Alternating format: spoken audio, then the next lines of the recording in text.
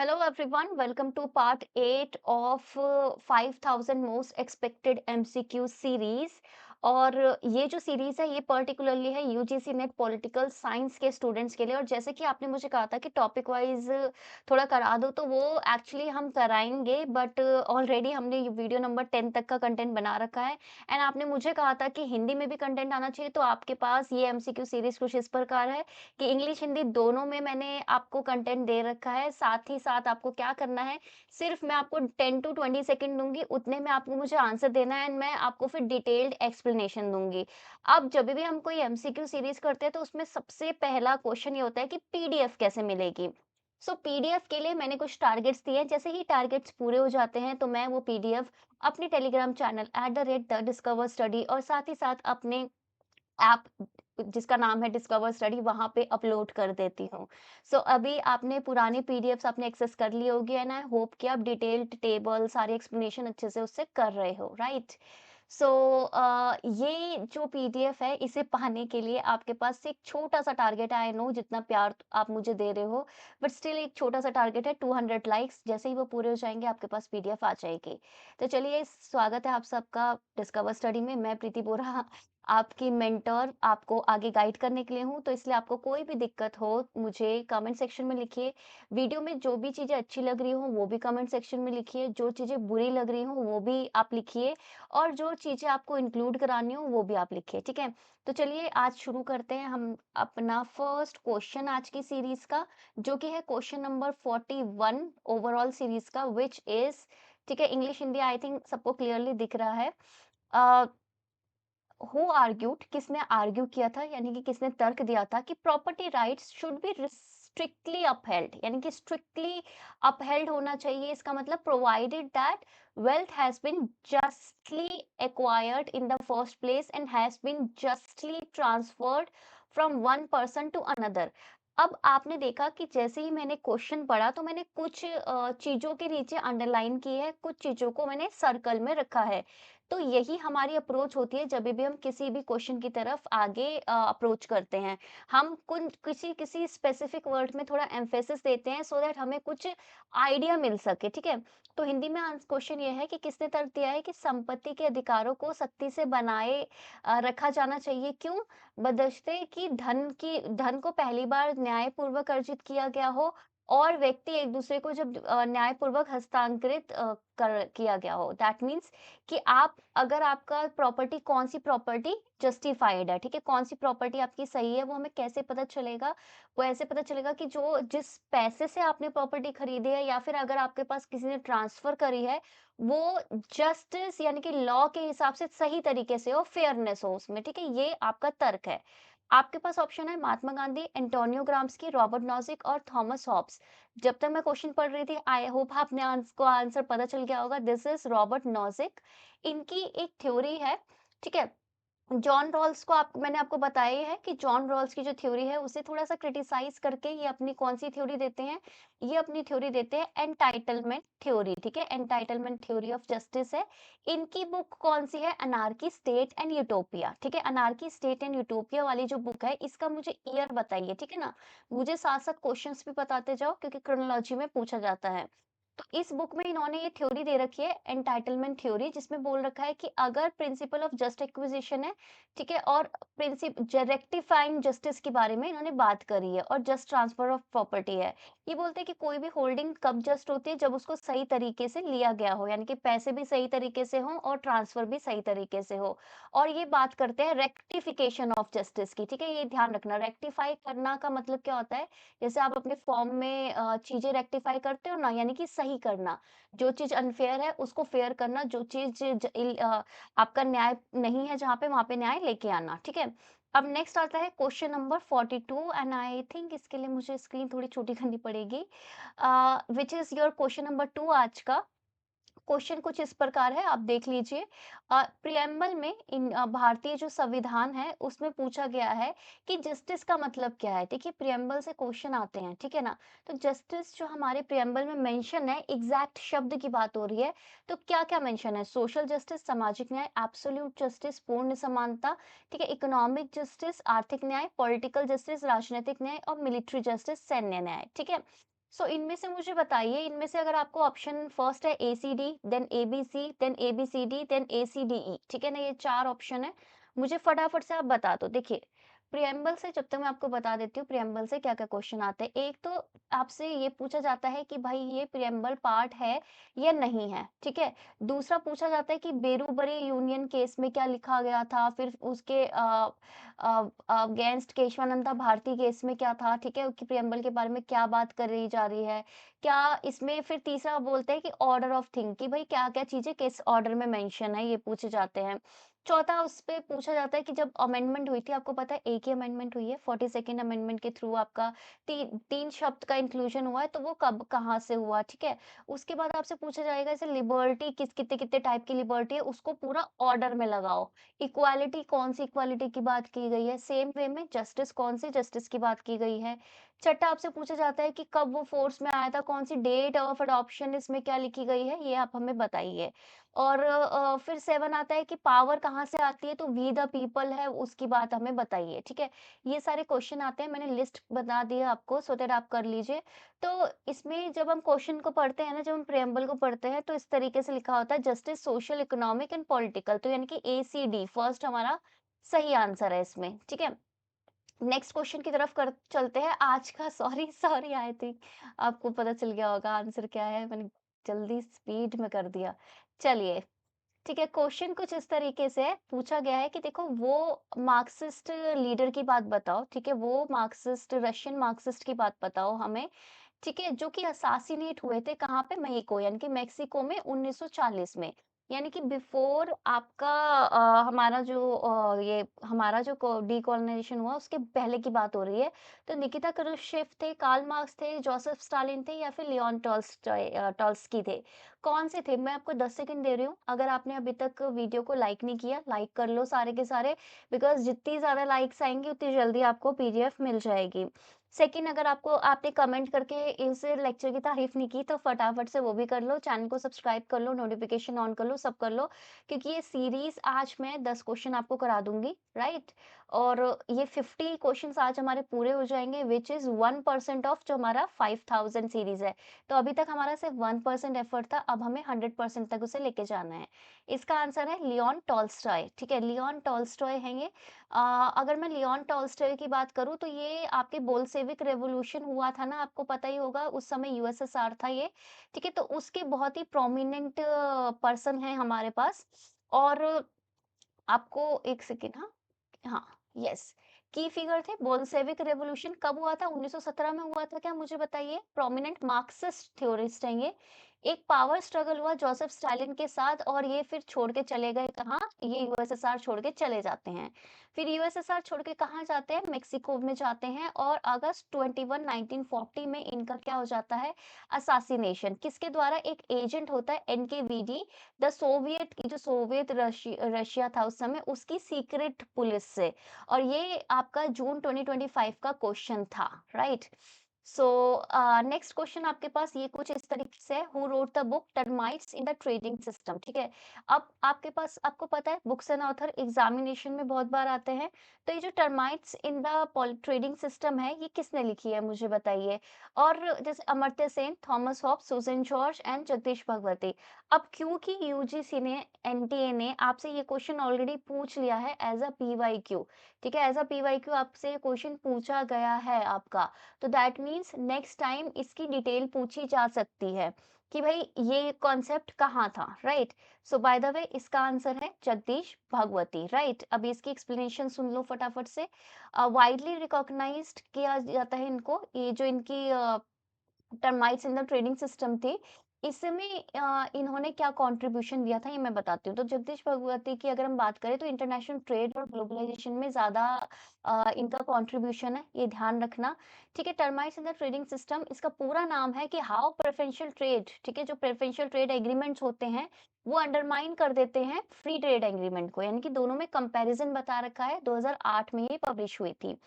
इस बुक में इन्होंने क्रिटिसाइज किया है, आलोचना की है कि जो प्रोलिफरेशन होता है ना, कि लोग ना प्रेफरेंशियल ट्रेड एग्रीमेंट ज्यादा कर रहे हैं instead of free trade agreement. और वो कहीं न कहीं ना ग्लोबल ट्रेडिंग सिस्टम होता है ना कि फ्री ट्रेड एग्रीमेंट में जैसे ग्लोबली सबको हम एक सेम लेवल पे रखते हैं, तो उसको अंडरमाइन करना है, यानी कि ग्लोबल ट्रेडिंग सिस्टम को थोड़ा अंडरमाइन कर रहा है। क्यों? क्योंकि हम किसी 1 या 2 कंट्री के साथ प्रेफरेंशियल ट्रेड एग्रीमेंट करके उनको एक प्रेफ़रेंस वाला स्टेटस दे रहे हैं कि चलो ठीक है, तुम 10 में नहीं, तुम 8 में ले लो। तो इससे क्या होता है, बैलेंस थोड़ा-सा खराब हो जाता है, जब आपकी ट्रेडिंग की बात होती है तो। नेक्स्ट क्वेश्चन आपके सामने ये रहा, question number 45 which is choose the correct ideas from below. ठीक है, तो आपके पास इस तरीके से आइडियाज दे रखे हैं, एक तरफ आपके पास थिंकर्स हैं और दूसरी तरफ आपसे पूछा गया है कि क्या ये इन्हीं का आइडिया है। तो Henry Fayol, management process school, ठीक है, प्रबंधक प्रक्रिया जो आपका स्कूल है वो उससे है। Max weber, legal irrational theory, ठीक है, ये आपका हो गया। Mary Parker Follett, idea of constructive conflict, Elton Mayo, the great illumination experiment, और Chester Barnard, spiritual father of the social system school. It's very easy और ये आपके पास ऑप्शंस हैं। बहुत ही इजी क्वेश्चन है, ठीक है, थोड़ा शब्दों में देखो, अच्छे से पढ़ो, एक एक, जैसे कभी कभार क्या होता है ना, मल्टीपल जो क्वेश्चन वाला आता है, उसमें अगर हम एक भी एलिमिनेट कर लेते हैं ना, तो हमारे पास आंसर सामने होता है। तो ये उस तरीके का क्वेश्चन है। अब इससे ज्यादा हिंट मैं आपको नहीं दूंगी। सो अब मुझे बताइए कि इसमें सही आंसर क्या होना चाहिए? ठीक है, तो अब हम फटाफट से एक बार इसके इस पे नज़र डालो। देखो मैक्स वेबर यहाँ पे क्या है, लीगल इर्रेशनल, यानी कि लीगल इर्रेशनल, इर्रेशनल तो नहीं बोलते थे वो, लीगल रैशनल बोलते थे। रैशनल का मतलब क्या होता है? तर्कसंगत, जिस चीज़ में तर्क हो, जिस चीज़ में लॉजिक हो, जिस चीज़ के पीछे रीज़न हो, ठीक है? और साथ के साथ लीगल, यानी कि जो आपकी लीगल अथॉरिटी हो, यानी कि जिसके पीछे कानून हो, ऐसी अथॉरिटी को वो सपोर्ट करते थे और वो बोलते थे कि यही अथॉरिटी है जो यूज़ ऑफ फोर्स भी कर सकती है। तो दैट मीन्स हमारा बी ऑप्शन नहीं होना चाहिए। तो यहाँ पे बी है, यहाँ पे बी है, यहाँ पे बी है। 3 ऑप्शन अपने आप एलिमिनेट हो जाते हैं। हमारे पास आंसर आ जाता है कि बी को छोड़ के बाकी सब सही हैं। क्योंकि Henry Fayol definitely management process की बात करते थे। एमपी फॉलेट डेफिनिटली बात करती थी कि कंस्ट्रक्टिव एक कॉन्फ्लिक्ट होना चाहिए, क्योंकि अगर हम डोमिनेंस करेंगे या फिर हम समझौता कर लेंगे तो उससे कुछ बात नहीं सॉल्व होती। एल्टन मेयो का आपको पता है, ग्रेट इल्यूमिनेशन, आपका हॉथॉर्न एक्सपेरिमेंट की हम बात करते हैं। हॉथॉर्न एक्सपेरिमेंट की अगर मैं बात करूं, तो उसमें एक एक्सपेरिमेंट आपका ग्रेट इल्यूमिनेशन एक्सपेरिमेंट है। हॉथॉर्न एक्सपेरिमेंट की जो डेट है, कब से कब तक हुआ था, कितने एक्सपेरिमेंट है, उसका जो नाम है और क्या उसका आउटपुट है, ये आपसे पूछा जाता है। और उन्होंने कौन सी बुक में ये एक्सपेरिमेंट दिया था, वो भी आपसे पूछा जाता है। ये अलग अलग टाइप के क्वेश्चन हॉथॉर्न एक्सपेरिमेंट से आते हैं। Chester Barnard, obviously Chester Barnard is very important, social system school के स्पिरिचुअल फादर इनको बोला जाता है। और ये आपके लिए नई न्यूज़ है, ये आपको नेक्स्ट टाइम ऐसे ही वन लाइनर के फॉर्म में भी पूछी जा सकती है। ठीक है, next question, question number 46 which is, अभी थोड़ा और छोटा करना पड़ेगा। चलो, आई थिंक, हाँ, अभी भी नहीं दिख रहे ना? चलो, पहले मैं बता देती हूँ, ठीक है? इसमें क्या पूछ रहे हैं, इसमें हमसे ये पूछ रहे हैं कि देखो गवर्नमेंट ऑफ इंडिया एक्ट है ना जो 1935, पहले मैं इसको ऐसे ही समझाती हूँ, ठीक है? उसके बाद हम इसे छोटा करते हैं। तो गवर्नमेंट ऑफ इंडिया एक्ट 1935 वाला जो है, उसमें से हमें बताइए कि इनमें से कौन-कौन सी ऐसी चीज़ है जो 1935 वाले जो गवर्नमेंट ऑफ इंडिया एक्ट के हिसाब से सही है। तो पहला कि इन्होंने फेडरल कोर्ट बनाया, ठीक है? एक संघीय न्यायालय की स्थापना की। दूसरा, सेपरेट किया बर्मा और इंडिया को, ठीक है? अलग-अलग कर दिया। दूसरा है क्रिएटेड, 2 नए प्रोविंस बनाए, एक तो आपका उड़ीसा, दूसरा आपका सिंध, ठीक है? चौथा है, इन्होंने एस्टैब्लिश किया कि एक चैम्बर ऑफ प्रिंस होना चाहिए हमारे पास, प्रिंसेस का एक अलग से चैम्बर होना चाहिए। देन इन्होंने इंट्रोड्यूस किया कि एक सेपरेट इलेक्टोरेट होगा मुस्लिम्स के बीच में। आई होप आप सबको पता है कि सेपरेट इलेक्टोरेट क्या होता है। सेपरेट इलेक्टोरेट क्या होता है कि हम जिस भी कम्युनिटी को देते हैं ना, तो वो कम्युनिटी के लिए हमने सपोज 2 सीट में दिया है, तो दैट मीन्स कि वो 2 सीट पे जो कैंडिडेट्स होंगे, ठीक है, जो वो कौन होंगे, प्रतिनिधित्व वो कौन होंगे आपके, वो उस पर्टिकुलर कम्युनिटी से बिलोंग करेंगे, और जो वोटर्स होंगे ना, वो भी जनरल वोटर्स नहीं होंगे, वो भी उस पर्टिकुलर कम्युनिटी से बिलोंग करेंगे। तो इस तरीके से ये सेपरेट इलेक्टोरेट दिया जाता है। तो अब आप मुझे बताइए कि जो गवर्नमेंट ऑफ इंडिया एक्ट है आपका, इसके हिसाब से कौन-कौन सी चीज़ें इसमें फिट बैठती है, राइट? सो मैं एक्सप्लेनेशन देके आपको एक-एक करके बता देती हूँ, चलो। देखिए, फेडरल कोर्ट बनवाया था, बिल्कुल बनवाया था, ए बिल्कुल सही है, तो जहाँ पे ए नहीं है उसे हटा दो, तो ये सेकंड वाला हट गया। अच्छा, सेपरेट किया था इंडिया और बर्मा को, बिल्कुल किया था, तभी तो हमारा जो डॉक्यूमेंट आया था ना इसका, वो बहुत ही बल्की था। वन ऑफ द बल्कीएस्ट, बल्कि मतलब बहुत ज़्यादा पेजेस का, बहुत ज़्यादा लेंदी डॉक्यूमेंट था, क्योंकि सेपरेट अलग-अलग दे रखे थे इंडिया और बर्मा के लिए। तो बी भी सही है, यानी कि ए भी इधर मिल रहा है, इधर भी मिल रहा है, इधर भी मिल रहा है, गुड। अब चलो सी ऑप्शन को चेक करते हैं कि 2 नए प्रोविंस बनाए, बिहार में से उड़ीसा एंड ऊपर सिंध, ठीक है? बिल्कुल बनाए, सी वाला भी सही है। तो जहाँ-जहाँ पे ए, बी, सी है ना, वो हमारा सही आंसर है। तो ये भी हटा दो, ये भी हटा दो, तो थर्ड आपका सही है। अब मैं बताती हूँ फोर्थ और फिफ्थ कैसे गलत है। देखिए, ये जो चैम्बर ऑफ प्रिंसेस की हम यहाँ पे बात कर रहे हैं ना, ये चैम्बर ऑफ प्रिंसेस आपका पहले से ही बन चुका था। ये चैम्बर ऑफ प्रिंसेस बनता है आपका, ये जो मोंटेगू चेम्सफोर्ड रिफॉर्म था ना, अ,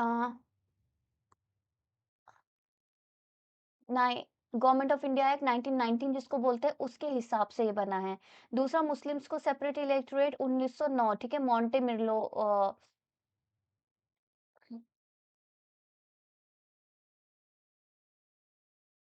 ठीक है? मॉडल-मिंटो, ठीक है ना? रिफॉर्म, मैंने उल्टा बोल दिया। ठीक है, मॉडल-मिंटो रिफॉर्म है ना, उसके हिसाब से बना है। तो इधर क्या हमें सेपरेट इलेक्टोरेट नहीं मिला था? मिला था। 1919 में भी मिला था, 1935 में भी मिला था। 1935 में हमारा डिप्रेस्ड क्लासेस, वुमेन, लेबर, इन सबको मिला था, ठीक है? ये ध्यान रखना आप। Right. Now next question, question number 47 which is very easy, ठीक है? अगर आप करोगे ढंग से तो। चार हमें रेवोल्यूशन दे रखे हैं, ठीक है? ये चार रेवोल्यूशन आपके सामने दे रखे हैं, और बोल रखा है कि देखो, ये नहीं, सॉरी, पांच। राइट। चार वाला तो ऑप्शन वाला बहुत इजी होता है, फाइव आपके पास रेवोल्यूशन दे दिए, और बोल रखा है कि क्या बोलते हैं कि इसको क्रोनोलॉजी में लगाइए। तो Cuban revolution, Russian revolution, American revolution, Nicaraguan revolution और ट्यूलिप रेवोल्यूशन, ठीक है? ये 5 आपको दे रखे हैं। तो आप मुझे बताइए कि कौन-कौन से ईयर में ये आए थे, उसे क्रोनोलॉजी में लगाइए और आराम से अपना टाइम लीजिए। आप 20 सेकंड लीजिए और इसका आंसर दीजिए मेरे को। एंड आई होप आपको ये सीरीज अच्छी लग रही है, बिकॉज़ इस सीरीज में ना मैं हर एक चीज़ को एक्सप्लेन कर रही हूँ। टॉपिक वाइज़ मुझे पता है आप सबने बोला है, बट ऑलरेडी मैंने सबको बोल दिया है कि ये जो 50 क्वेश्चन तक का था ना, इसका कंटेंट हमारा पहले से ही बन चुका था, सीरीज लाने से पहले। तो जितने भी आपने बताया ना कि चलो ठीक है, टॉपिक वाइज़ कराओ, तो नेक्स्ट जो आपके पास आएँगे ना, वो टॉपिक वाइज़ ही आएँगे। उससे आपको एक पता चल जाएगा कि अच्छा यार, ये टॉपिक हमें प्रिपेयर करना है, तो इसको इस तरीके से इसमें क्वेश्चन होने चाहिए। चलो फटाफट से आई थिंक आपको करना होगा। इसमें चलो देखते हैं कि कौन-सी चीज़ पहले आनी चाहिए, राइट? तो हमको पता है यार, अमेरिकन रेवोल्यूशन कुछ भी करो, चलो मुझे टुलिप, निकारागुआ ये सब नहीं पता, बट मुझे इतना पता है कि यार इन सबसे पहले ना अमेरिका में रेवोल्यूशन हुआ था, राइट? अमेरिका वाला बहुत ही पुराना है, 1700 वगैरह का है, ठीक है? तो दैट मीन्स क्या है कि मेरा सी और डी तो बिल्कुल नहीं हो सकता, क्योंकि सॉरी, ये 3 और 4 तो बिल्कुल नहीं हो सकता, तो बचे ये दोनों। अब मुझे इतना समझ में आ रहा है कि सी पहले है, फिर बी है और लास्ट में ई है। यानी कि ए और डी के बीच में चेक करना है। तो ए और डी को अगर मैं चेक करूँ, ठीक है? तो मुझे नहीं लगता कि आप लोग चेक कर पाओगे, बट मैं पहले बता देती हूँ कि ए पहले हुआ था और डी बाद में हुआ था। इसका आंसर तो ये है। बट लेट्स सी कब-कब हुए थे, इसे हम देखते हैं। तो अमेरिकन रेवोल्यूशन हम हमारे पास है, दिख रहा है ना सबको? यस। अमेरिकन रेवोल्यूशन 1765 और से 1783। इसके बाद इन्होंने क्या किया, इन्होंने अपना कॉन्स्टिट्यूशन अडॉप्ट किया, ठीक है ना? कॉन्स्टिट्यूशन अडॉप्ट किया है। नेक्स्ट आ जाता है आपके पास Russian revolution which is very famous, आपको पता है 1917 की क्रांति, राइट? देन तीसरा है क्यूबन रेवोल्यूशन, क्यूबन रेवोल्यूशन 53 से 59 है, एंड क्यूबन क्राइसिस इसके बाद आपको देखने को मिलेगा। देन फोर्थ में आ जाता है निकारागुआ, तो निकारागुआ वाला 61 से 90 तक है, ठीक है? 61 से 1990, and then Tulip Revolution, Arab Spring अगर आपने पढ़ी होगी तो आपको पता होगा, ट्यूलिप वाज़ इन 2005, ठीक है? और Arab spring is very important topic, मैं इधर लिख देती हूँ ताकि जभी भी आपके पास पीडीएफ आए तो आपको पता हो कि इसको ना स्टडी कर लेना, ठीक है ना? इसको स्टडी कर लेना, ये बहुत इंपॉर्टेंट है। इसके फैक्ट पूछे जाते हैं इनडायरेक्ट वे में। Next question, question number 48, paper I don't think कि आपको मुश्किल लग रहा है, आई होप कि ईज़ी लग रहा हो।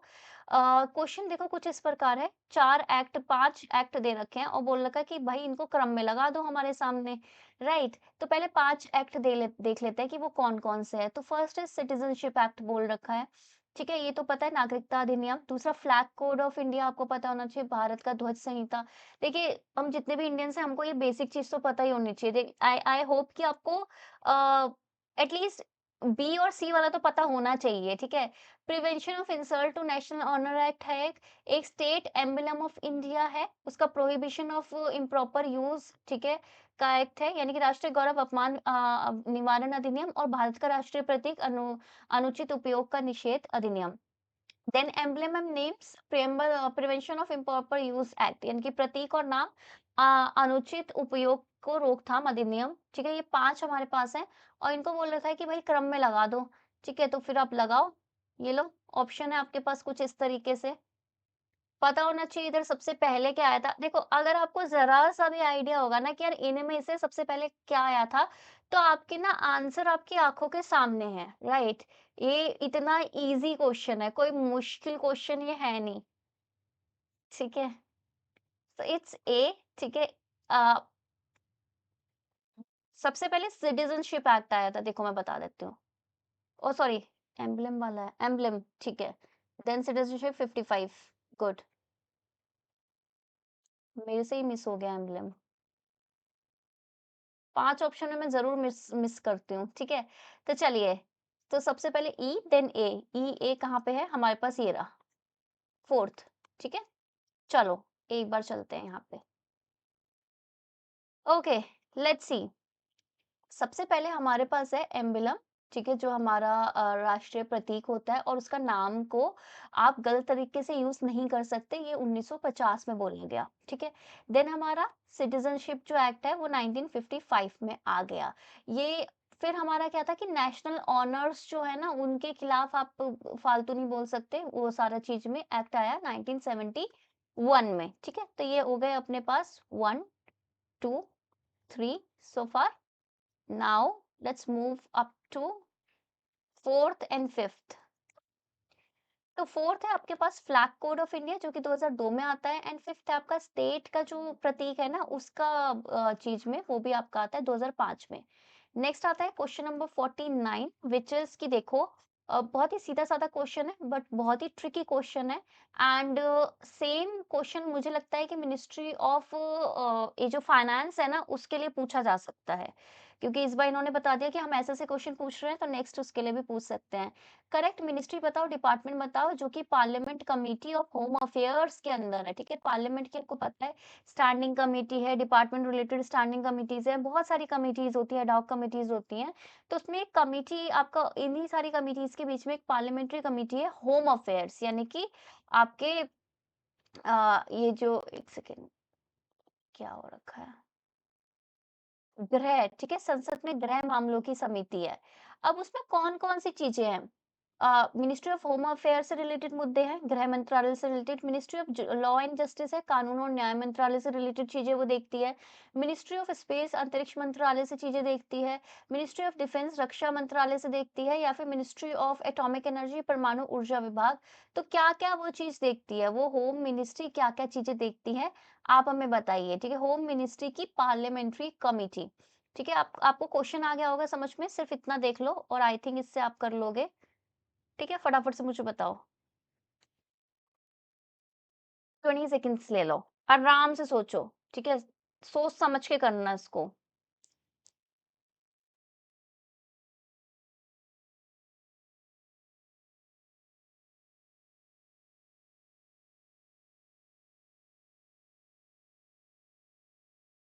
करो, करो।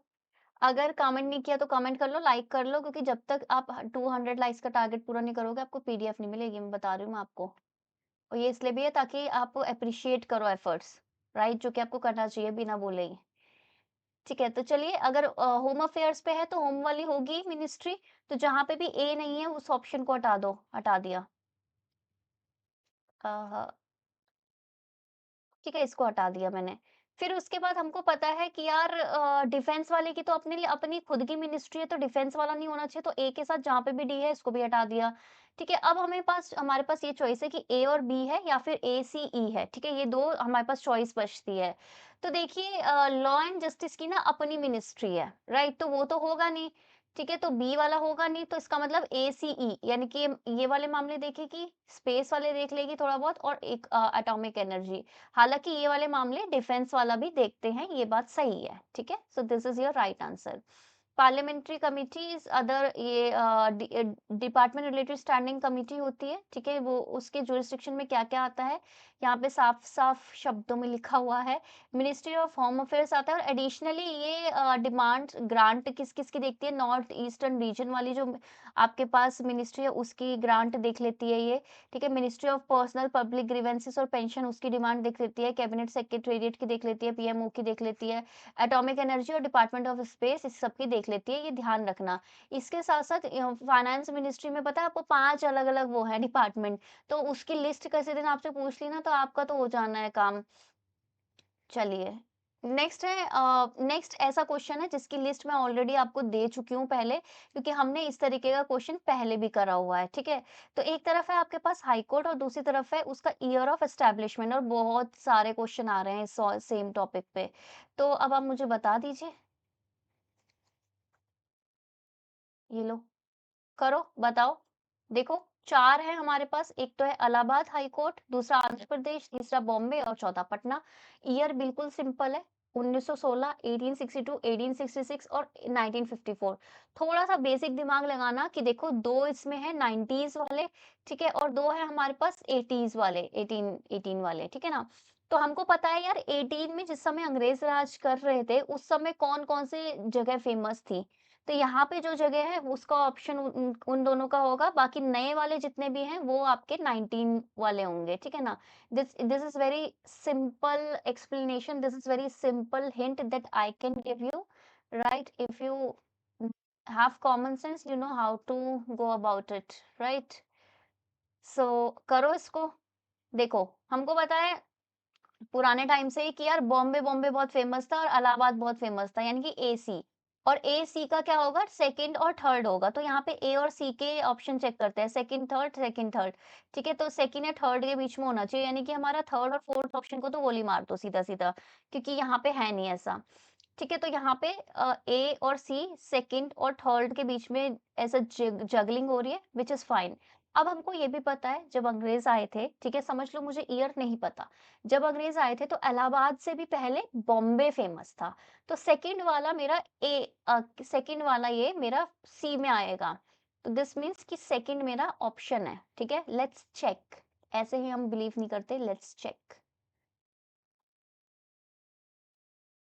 ये देखिए, आई वाज़ राइट। देखो इलाहाबाद हाई कोर्ट 66, सबसे पहला आपका बॉम्बे वाला बनेगा 62 में, देन इलाहाबाद 66, ठीक है, इससे हो गया।